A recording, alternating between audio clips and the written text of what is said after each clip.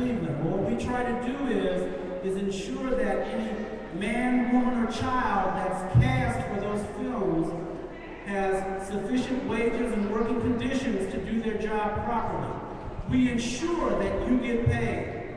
And it doesn't matter if you're a toddler or if you're 90 years old. If you're cast, you get paid. You have excellent wages and working conditions. This year alone, the state of Ohio has had more than 25 films shot in the state.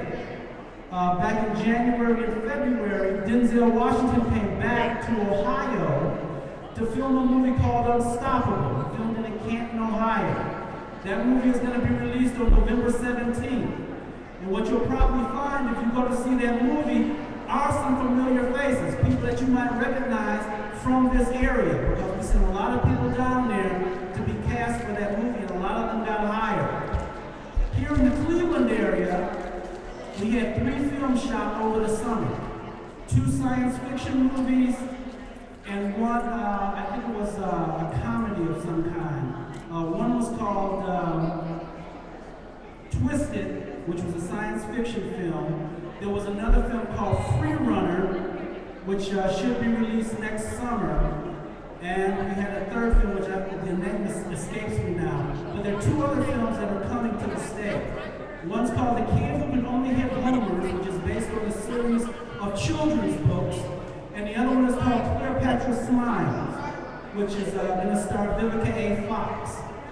Last year, the state of Ohio passed a $30 million tax incentive bill so that if film producers come to the state of Ohio, they can shoot films at a reduced price. And what that's going to do is that's going to bring more producers here.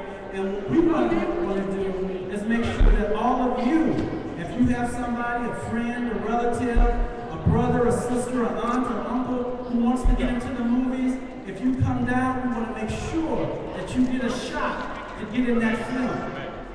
What we try to stress is professionalism. We want you to be able to not only work this one job, but more jobs in the future. If you look at the current slate of television programs and most of the movies that are coming out of Hollywood today, you can usually find 1 or 2 people from this area who are working on that project. Right now, there's a show on television called Community, which is on NBC, and it has 2 people from the Cleveland area starring on that show. There's a show that's on ABC called Detroit 187. If you watch that show, you're going to find Cleveland people on that show because we've been sending people out to another state to cast for that movie, and they've been getting hired. So, what I want to let you know is that the Screen Actors Guild is a force here in the state. If you want to be a professional, come to us. We'll help you get started. If you're starting out now in a community theater like Caribou House, Cleveland Playhouse, the Bomb, or something like that, once you're finished with that, come see us. I also represent AFTRA, which is the American Federation of Television and Radio Artists. If you're looking for a career in television, whether a broadcaster, game show host, news reporter, a writer, you come to us. We also cover musicians, puppeteers, dancers, mimes, any kind of performing arts that's not on film, AFTRA covers. So we also have people that will help you get started in that field. Now, one difference between the 2 unions are this. With AFTRA, you can buy your way in, meaning that you can pay an initiation fee and you can become a member of that union.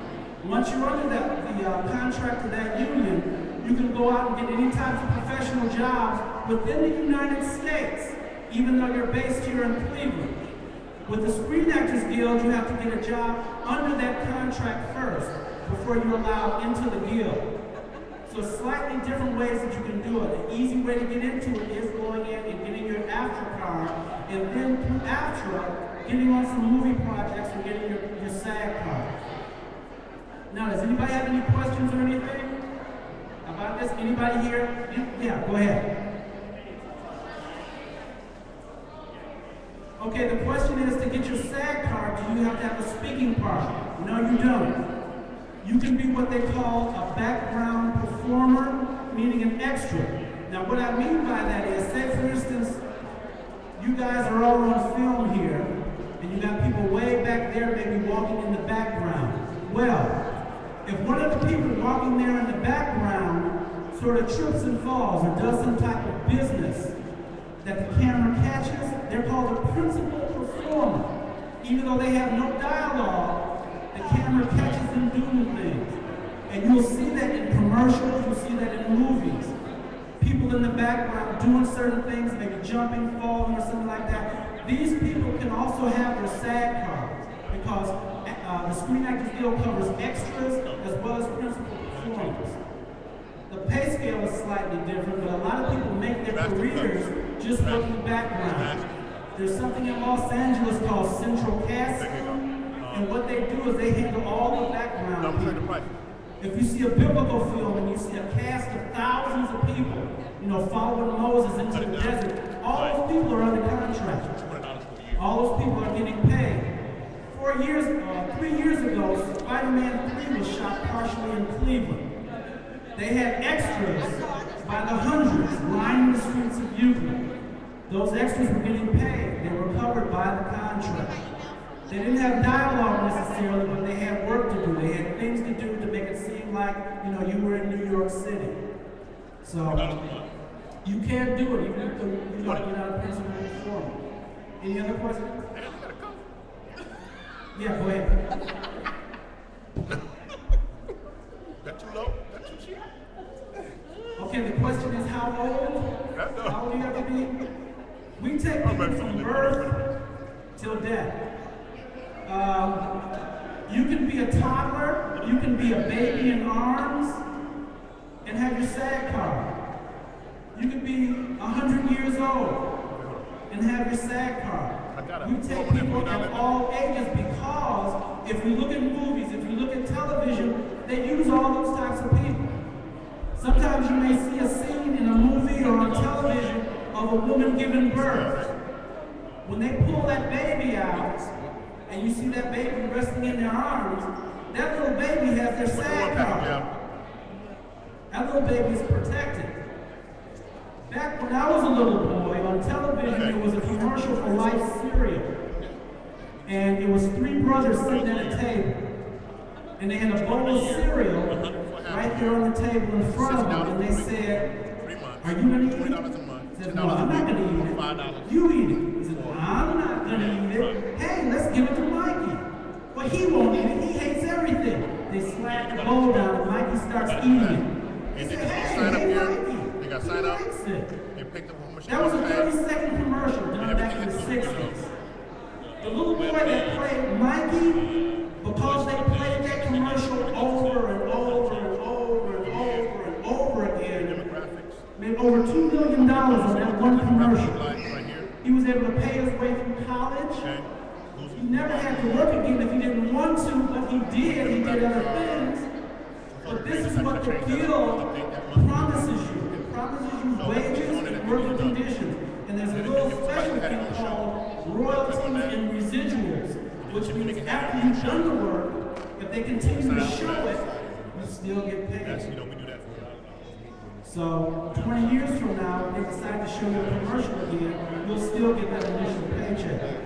But what I also want to emphasize is that we are a professional organization. If you are not ready to do the work, if you are not ready to do what it takes to be professional, to be successful, and to be the type of person and to be the best out there, then don't get into this field. There is a ton of rejection.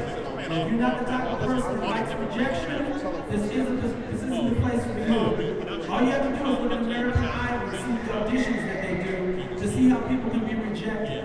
It's just like that in the Guild. It's just like that as an actor. There's rejection everywhere, but you have to have a strong skin, and you have to be willing to go past that to make sure that you get what you want. Now there's one thing that I try to emphasize that all actors, all performers have to do. And that one thing is to study. You have to study this business, you have to study this craft. It's one thing to have the art down pat, and And what we're seeing right here with these talented youngsters are people who have that art. They have that gift. But what you have to do to take yourself beyond that is learn the other side of this. It's called show business. And the business aspect is what we try to emphasize. Because there are many people that have other ideas about what they want you to do, but you have to be focused enough to stay on your path and get where it is that you want to go. Any other questions? Yes. Unfortunately, I did not bring my business card, but I can give you my contact information over there. I do have a notepad over there. And I have a notepad over there. I can give you my contact information. And so you'll have it. I was rushing this morning, not to bring some things I wanted to. Anything else? Okay, that's it. My wife is very good. Very good. Sure. All right, next up, we have an original rap from Alyssa Millsap from Euclid High School. Give it up for